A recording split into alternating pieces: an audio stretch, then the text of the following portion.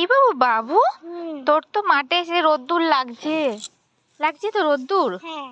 তার জন্যে না, তোর জন্য আমি একটা খুব সুন্দর ঘর বানিয়েছি।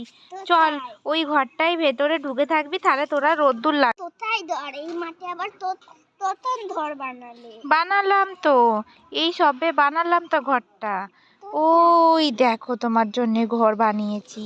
চলো ওই যাই? ঘরটার ভেতরে তুমি ঢুকে থাকবে, তাহলে তোমার আর রোদ্দুর লাগবে না। এই সবে আমি ঘরটা বানালাম তোমার জন্য, জানো। এই দেখো কি সুন্দর ঘর বানিয়েছি তোমার জন্য। ভালো হয়েছে ঘরটা? এটা তো সরস্বতী, তুমি তো দূর বানিয়েছো। এটা তো সরস্বতী ঠাকুর আসবে বলে প্যান্ডেল হয়েছে। এ বাবা, তুমি বুঝতে পেরে গেলে। আমি ভাবছিলাম তোমাকে একটু উল্লু বানাবো।